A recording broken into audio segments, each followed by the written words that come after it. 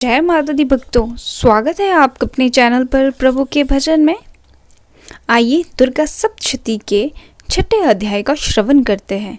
माना जाता है कि जो कोई व्यक्ति दुर्गा सप्तशती के इन अध्यायों का श्रवण प्रतिदिन करते हैं, उनके जीवन में चमत्कारिक लाभ प्राप्त होते हैं और उनकी हर तरह की मनोकामनाओं की पूर्ति होती है। आइए श्रवण करते हैं। मैं सर्वज्ञेश्वर भैरव के अंक में निवास करने वाली परमो उत्कृष्ट पद्मावती देवी का चिंतन करता हूँ।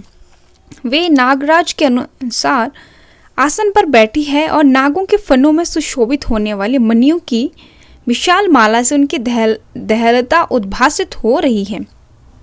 सूर्य के समान उनका तेज है, 3 नेत्र उनकी शोभा बढ़ा रहे हैं। वे हाथों में माला, कुंभ, कपाल और कमल लिए हुए हैं तथा उनके मस्तक में अर्धचंद्र का मुकुट सुशोभित है। ऋषि कहते हैं, देवी का यह कथन सुनकर दूत को बड़ा अमर्ष हुआ और उसने दैत्यराज के पास जाकर सब समाचार विस्तार पूर्वक कह सुनाया। दूत के उस वचन को सुनकर दैत्यराज कुपित हो उठा और दैत्य सेनापति धूम्रलोचन से बोला, धूम्रलोचन, तुम शीघ्र अपनी सेना साथ लेकर जाओ और उस दुष्टा के केश पकड़कर घसीटते हुए उसे बलपूर्वक यहाँ ले आओ। उसकी रक्षा करने के लिए यदि कोई दूसरा खड़ा हो तो वह देवता, यक्ष अथवा गंधर्व ही क्यों ना हो, उसे अवश्य मार डालना। ऋषि कहते हैं, शुंभ के इस प्रकार आज्ञा देने पर वह धूम्रलोचन दैत्य 60,000 असुरों की सेना के साथ लेकर वहां से तुरंत चल दिया। वहां पहुंचकर उसने हिमालय पर रहने वाली देवी को देखा और ललकार कर कहा, अरे तो शुंभ निशुंभ के पास चल। यदि इस समय प्रसन्नता पूर्वक मेरे स्वामी की स्वीप नहीं चलेगी तो मैं बलपूर्वक झोंटा पकड़कर घसीटते हुए तुझे ले चलूंगा। देवी बोली, तुम्हें दैत्यों के राजा ने भेजा है। तुम स्वयं भी बलवान हो और तुम्हारे साथ विशाल सेना भी है। ऐसी दशा में यदि मुझे बलपूर्वक ले चलोगे तो मैं तुम्हारा क्या कर सकती हूँ। ऋषि कहते हैं, देवी के यूं कहने पर असुर धूम्रलोचन उनकी ओर दौड़ा तथा अंबिका ने हुम शब्द के उच्चारण मात्र से उसे भस्म कर दिया।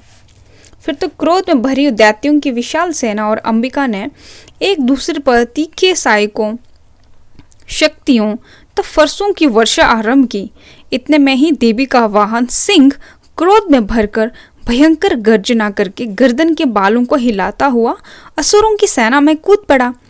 उसने कुछ दैत्यों को पंजों को मार से, कितनों को अपने जबड़ों से और कितनों ही को ही महादैत्यों को पटक कर ओठ की दाढ़ों से घायल करके मार डाल दिया। उस सिंह ने अपनी नखों से कितनों के पेट फाड़ डाले और थप्पड़ मारकर कितनों के सर धड़ से अलग कर दिए। कितनों की भुजाएं और मस्तक काट डाले तथा अपनी गर्दन के बाल हिलाते हुए उसने दैत्यों के पेट फाड़कर उनका रक्त चूस लिया। अत्यंत क्रोध भरे हुए देवी के वाहन उस महाबली सिंह ने क्षण भर में ही असुरों की सारी सेना का संहार कर डाला। शुंभ ने जब सुना कि देवी ने धूम्रलोचन असुर को मार डाला तथा उसके सिंह ने सारी सेना का सफाया कर डाला, उस दैत्यराज को बड़ा क्रोध आया। उसका ओठ कांपने लगा। उसने चंड और मुंड नामक 2 महादैत्यों की आज्ञा दी, हे चंड और हे मुंड, तुम लोग बहुत बड़ी सेना लेकर आए हो। जाओ उस देवी के झोंटे पकड़कर अथवा उसे बांधकर शीघ्र यहाँ ले आओ। यदि इस प्रकार उसको लाने में संदेह हो तो युद्ध में इस प्रकार के अस्त्र शस्त्रों तथा समस्त आसुरी सेना प्रयोग करके उसकी हत्या कर डालना। उस दुष्टा की हत्या होने तथा सिंह के भी मारे जाने पर उस अंबिका को बांधकर साथ ही शीघ्र ही लौट आना। इस प्रकार श्री मार्कंडेय पुराण में सर्वर्णिक मनवंतर की कथा के अंतर्गत देवी महात्म्य में धूम्रलोचन वध नामक 6ठा अध्याय पूरा हुआ। मैं उम्मीद करती हूँ कि आप सभी को दुर्गा सप्तशती के अध्याय का श्रवण करने में आनंद प्राप्त हो रहा होगा।